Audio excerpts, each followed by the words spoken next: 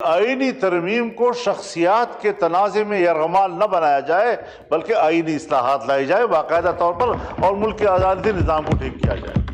یہ محض ایک اخلاقی معاہدہ ہے۔ ملک کے نظام کو بہتر کرنے کے لیے ہم اس سوچ پہ اتفاق کرتے ہیں، اور قوم کے بیچ میں، صوبوں کے بیچ میں، طبقوں کے بیچ میں، قومیتوں کے بیچ میں اگر کوئی کمٹمنٹ ہے تو وہ اس آئین کی بنیاد پر ہے، اس کی اساس پر ہم پاکستانی ہیں، اس کے اساس پر ہم پاکستان کے ساتھ ایک عہد و پیمان رکھتے ہیں۔ آج کی اس آئینی ترمیم کو آخری شکل دینے میں ان کی بھرپور کاوشوں کو خراج تحسین پیش کرتا ہوں۔ ملک کے ٹوٹنے پر سیاسی اختلافات تھے، کون ذمہ دار ہے اس کا؟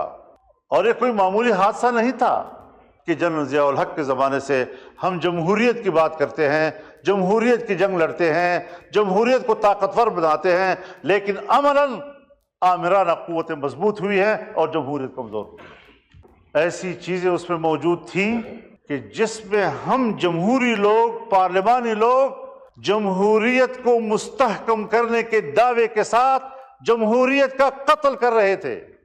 معافی چاہتا ہوں، میں آپ کے ساتھ برابر کا شریک ہوں۔ تنقید بھی تھی، کچھ تلخی کا پہلو بھی تھا، لیکن میری گفتگو تنقید کے بدلے تنقید پر مبنی نہیں ہوگی، بلکہ تعریف کے بدلے تعریف پر مبنی ہوگی۔ جناب اسپیکر، کچھ چیزیں ہمیں خود سمجھنی ہوں گی۔ آج ہم جس موضوع پہ بات کرنے کے لیے بیٹھے ہیں، اور آج ہم جو آئینی ترمیم پاس کرنے جا رہے ہیں، اس کا آغاز کب ہوا، اس کا سبب کیا بنا؟ یہاں ایک مسئلہ اٹھا تھا کہ سپریم کورٹ کے جج صاحبان کی مدت ملازمت میں اضافہ کر دیا جائے۔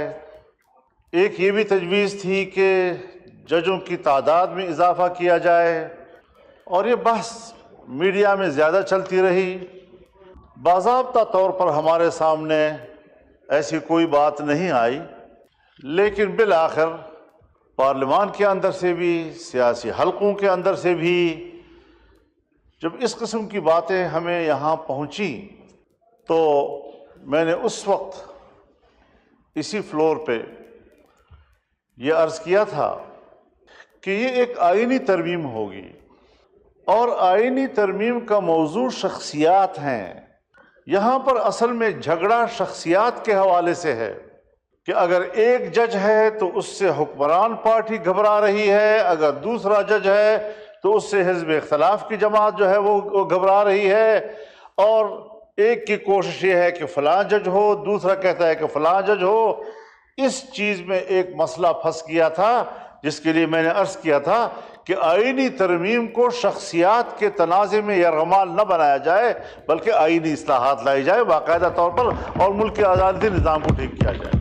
اب ظاہر ہے یہ میرا ایک تصور تھا، اور ہمارے مد نظر تھا یہ کہ 2006 میں جب پاکستان مسلم لیگ نون اور پاکستان پیپلز پارٹی کے درمیان جناب میاں نواز شریف صاحب کے اور جناب بے نظیر بھٹو شہید صاحبہ کے درمیان چارٹر آف ڈیموکریسی یا میثاق جمہوریت پر دستخط ہوئے، تو اس کو ایک پذیرائی ملی، اس کے مندرجات کو ایک پذیرائی ملی، اور اس کے اندر ایک آئینی عدالت کا تذکرہ تھا۔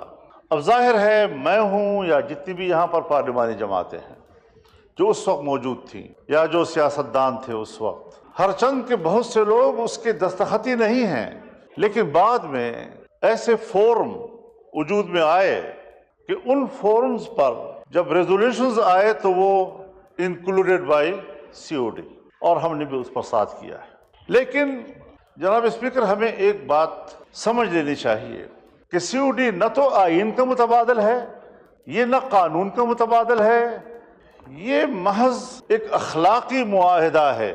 ملک کے نظام کو بہتر کرنے کے لیے ہم اس سوچ پہ اتفاق کرتے ہیں، اور اپنے سیاسی اور جمہوری سفر میں جہاں ہمیں کوئی مشکل درپیش آئے گی تو ہم اس باہمی اخلاقی معاہدے سے رہنمائی حاصل کریں گے۔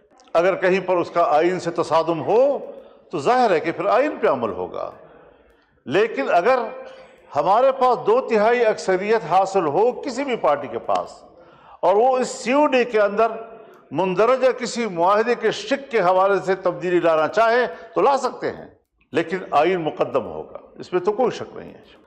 جناب اسپیکر، جب بات آئین کی آئے گی تو آئین میری نظر میں، بلکہ آپ سب دوستوں کی نظر میں، اس کی حیثیت ایک میثاق ملی کی ہے، اور قوم کے بیچ میں، صوبوں کے بیچ میں، طبقوں کے بیچ میں، قومیتوں کے بیچ میں اگر کوئی کمٹمنٹ ہے تو وہ اس آئین کی بنیاد پر ہے، اس کی اساس پر ہم پاکستانی ہیں، اس کے اساس پر ہم پاکستان کے ساتھ ایک عہد و پیمان رکھتے ہیں۔ اس تصور کو سامنے رکھتے ہوئے آئین کی اہمیت کو ہمیں سمجھنا ہوگا۔ آئین ایک مستحکم دستاویز ہوتی ہے، اور جو دستاویز جتنی مستحکم ہو اتنا ہی اس کے اندر ترمیم و تغیر کرنا بھی ذرا مشکل ہوتا ہے۔ ہم سادہ اکثریت سے قانون پاس کر لیتے ہیں، لیکن آئین میں تبدیلی ہمیں 2/3 اکثریت سے کرنی ہوتی ہے۔ اگر ہم عذر شریعت دیکھ لیں، کتاب اللہ پوری امت کا سب سے زیادہ مستحکم دستاویز ہے۔ کسی کا مجال ہے کہ اس کے اندر ایک لفظ کا آگے پیچھے کر لے، زبر زیر کی تبدیلی کر دے؟ کسی پیغمبر تک کو بھی اجازت نہیں۔ جتنا وہ مستحکم دستاویز ہے اتنی ہی اس کے اندر استحکام پایا جائے گا، اس میں تغیر اور تبدل نہیں ہوگا۔ ہم انسانی قوانین، انسانی ضابطوں کی بنیاد پر بھی اسی اصول کو لیتے ہیں کہ اگر ہمارے سامنے کوئی مستحکم دستاویز ہے تو اس میں تغیر و تبدل ذرا مشکل کام ہوتا ہے، اور اگر عام قانون ہے تو اس میں تبدیلی جو ہے اس کے لیے نسبتاً آسان ہوتی ہے۔ ہم ذرا آئین کی بھی تاریخ دیکھ لیں، اور ہم ذرا آئینی ترامیم کی بھی تاریخ لے لیتے ہیں۔ میں ان متنازع ترامیم کی بات نہیں کرتا جو کسی نے یا اپنی اکثریت کی بنیاد پر کرا دیے یا کسی ڈکٹیٹر نے کرا دیے۔ میں ان مثالوں کو مد نظر رکھوں گا جو ہمارے لیے آئیڈیل ہو سکتے ہیں، اور جس کو ہم اپنے لیے ایک رہنما اصول کے طور پر اپنا سکتے ہیں۔ جیسے کہ میرے عزیز گرامی بلاول بھٹو صاحب نے اس کا ذکر بھی کیا، اور میں بھی بڑے فراخ دلی کے ساتھ آج کی اس آئینی ترمیم کو آخری شکل دینے میں ان کی بھرپور کاوشوں کو خراج تحسین پیش کرتا ہوں۔ میں جہاں اپنے برخوردار جناب بلاول بھٹو صاحب کی کوششوں کو خراج تحسین پیش کرتا ہوں، میں جناب میاں نواز شریف صاحب، جناب شہباز شریف صاحب، جناب نذیر تارڑ صاحب، جناب اسحاق ڈار صاحب، اور یقیناً ان کاوشوں میں میرے ساتھ پاکستان تحریک انصاف بھی شامل رہی ہے۔ میں نے خود اس میں جو کردار ادا کیا، جو اللہ نے مجھے توفیق دی، میں نے اپنی بھرپور کوشش سے ایک متفقہ آئینی ترمیم بنانے میں محنت کی اور کوشش کی، اور اللہ کے فضل و کرم سے اللہ نے مجھے اس میں کامیاب کیا ہے۔ جناب اسپیکر، جب آئین بن رہا تھا اس وقت کا سیاسی ماحول کیا تھا؟ ملک ٹوٹ چکا تھا۔ ملک کے ٹوٹنے پر سیاسی اختلافات تھے، کون ذمہ دار ہے اس کا؟ اور یہ کوئی معمولی حادثہ نہیں تھا۔ ہم فوری طور پر ایک باقاعدہ مستقل آئین نہیں بنا سکے، ہم ایک عبوری آئین کی طرف گئے، اور کچھ عرصہ عبوری آئین حکمران تھا۔ ون ٹوٹ گیا تھا، 2 صوبوں میں نیشنل عوامی پارٹی اور جمعیت علماء اسلام کے اتحاد سے حکومتیں بنی، اور 2 صوبوں میں پنجاب اور سندھ میں پاکستان پیپلز پارٹی کی حکومت بنی۔ ایسے وقت میں جب کہ بلوچستان اسمبلی کو توڑ دیا گیا، اور جس پر احتجاج کرتے ہوئے میرے والد صاحب جو اس وقت صوبہ سرحد کے ونی نوٹ کے بعد پہلے وزیر اعلیٰ تھے، انہوں نے احتجاجاً استعفیٰ دے دیا، اور 9 مہینے سے زیادہ ان حکومتوں کی عمر نہیں رہی۔ اب ظاہر ہے کہ یہی چیزیں سیاسی ماحول میں شدت پیدا کرتی ہیں، اور اس شدت کے ماحول میں یہ تمام قیادت بیٹھی، جس میں خان عبدالولی خان موجود تھے، جس میں میرے والد مولانا مفتی محمود موجود تھے، جس میں پروفیسر غفور احمد موجود تھے، جس میں مولانا شاہ احمد نورانی موجود تھے، جس میں چودھری ظہور الہی موجود تھے، جس میں محمود علی قصوری موجود تھے، جس میں غوث بدنجو موجود تھے. ان تمام اکابرین نے جناب ذوالفقار علی بھٹو اور ان کی جماعت کے ساتھ بیٹھ کر سن 73 کے آئین پر دستخط کیے. ایک متفقہ آئین اس قوم کو عطا کیا. بکھرے ہوئے سیاسی ماحول میں انہوں نے جس ذمہ داری اور بالغ نظری کا مظاہرہ کیا وہ ہمارے لیے آج ایک مثال ہے، مشعل راہ ہے، اور ہمارا فرض ہے کہ ہم ان کو ایک اچھے مثال کے طور پر پیش کر کے اس کی پیروی کریں. جناب اسپیکر، یہ بڑے لوگ تھے، اب وہ نہیں ہیں. اب ہم جیسے ناکارہ لوگ بھی بڑے کہلاتے ہیں. مجھ سے عمر میں بھی بڑے ہیں، مجھ سے تجربے میں بھی بڑے ہیں. خواجہ صاحب پھر بھی مجھے وہ بزرگ کہتے ہیں. ابھی میں جوان ہوں، بزرگ نہیں ہوں. لیکن جب 18ویں ترمیم کے لیے ہم بیٹھے تو جناب اسپیکر یہ بات ریکارڈ پر ہم 9 مہینے سے زیادہ عرصہ بیٹھے ہیں.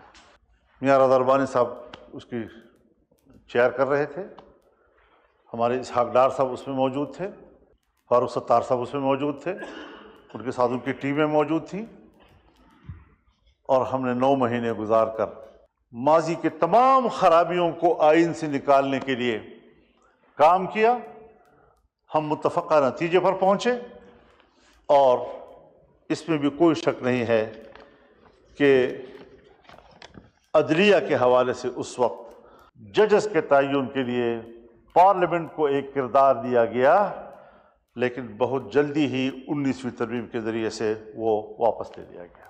میں آج پھر یہ کہنا چاہتا ہوں کہ ہمیں اپنا محاسبہ کرنا چاہیے، اس پارلیمنٹ کو اپنا محاسبہ کرنا چاہیے، اس ایوان کو اپنا محاسبہ کرنا چاہیے.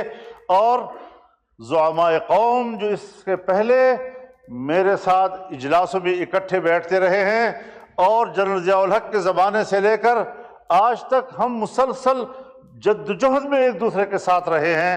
میں ان کے سامنے یہ سوال رکھتا تھا کہ جنرل ضیاء الحق کے زمانے سے ہم جمہوریت کی بات کرتے ہیں، جمہوریت کی جنگ لڑتے ہیں، جمہوریت کو طاقتور بناتے ہیں، لیکن عملاً آمرانہ قوتیں مضبوط ہوئی ہیں اور جمہوریت کمزور ہوئی ہے. کیا کبھی ہم اس پر سوچیں گے؟ کیا بطور ایک سیاسی کارکن کہ ہم نے ایک دن اس پر غور کرنا ہے؟ جناب اسپیکر، میں متنازع باتیں آج نہیں چھیڑنا چاہتا. اس آئین کے ترمیم کے حوالے سے پہلے مسودہ اور آج جس جگہ پر وہ پہنچ رہا ہے، اس میں فرق خود واضح ہے، اور اس پر ہر شخص خود تبصرہ کر سکتا ہے. مجھے ضرورت نہیں ہے کہ میں اس پر تبصرے کروں. ابتدائی مسودہ 56 کلازز پر مشتمل تھا، اور جب اس کو حتمی شکل دی گئی تو یہ 22 کلازز کا ایک ترمیمی بل بنا ہے. یہ کانٹ چھانٹ یہ نظریاتی بنیادوں پر ہوئی. ایسی چیزیں اس میں موجود تھیں کہ جس میں ہم جمہوری لوگ، پارلیمانی لوگ جمہوریت کو مستحکم کرنے کے دعوے کے ساتھ جمہوریت کا قتل کر رہے تھے. معافی چاہتا ہوں، میں آپ کے ساتھ برابر کا شریک ہوں. خطائیں اگر ہماری ہیں وہ ایسی نہیں ہیں کہ ہم ایک دوسرے کو الزام دیتے رہیں.